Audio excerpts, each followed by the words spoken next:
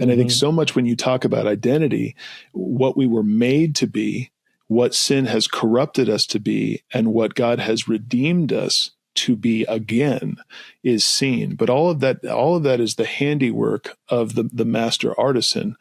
And Right. in dying to self, we actually become who we were created to be. Yeah.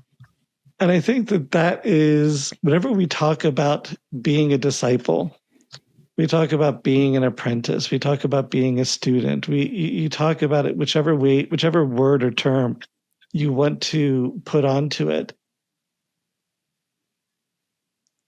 I think we need to reclaim an understanding of what that really means in our modern Christian language, and that it is so much more than what I'm agreeing to is I'm going to go to church on Sundays most of the time, some of the time, every once in a while. I may give to the church something. But I mean, it's like you've heard all of this before, and it is a complete life and identity change that God is asking us for. Mm-hmm. It is not just a add-on to the life that we already have. It is a question of, are you willing to change and give over everything that you have been so that you can gain who you were really meant to be? Because those verses that I said in the beginning, it's like, if anyone wants to follow me, he must be willing to deny himself, take up his cross, and follow me. Because then it finishes, it says, for if anyone wants to save his life, will lose it. But anyone who is willing to lose his life for my sake and the gospel's will save it. And it would be, of course, impossible to get better than Jesus and him laying it out that clearly, because it's exactly what it is. If you want to keep your old identity, you really believe that by keeping your old identity, that this is what will lead to true spiritual life and fulfillment. If you believe that, then you'll lose it. But if you're willing to lose that old corrupted identity, then you'll actually gain the life that you're truly seeking.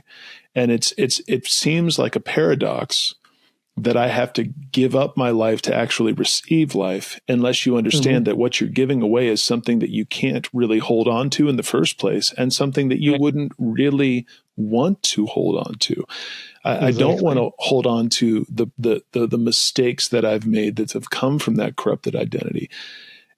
But you have to get to that moment in the prodigal son where he came to his senses.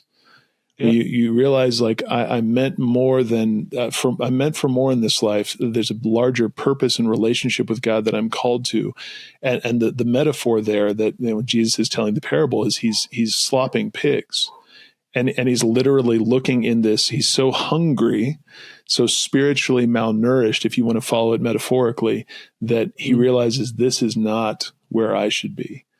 But he had to give up that identity. He had to give up that person and come back to the Father.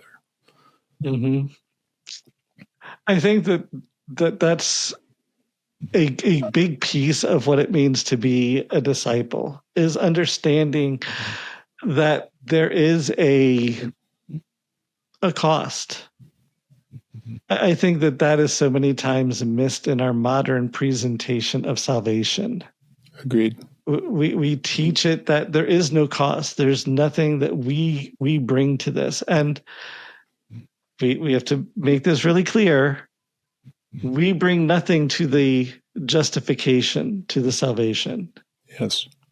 But what we bring is we bring our own broken, corrupted identities, and we're saying that we're going to lay them on the altar as an act of worship.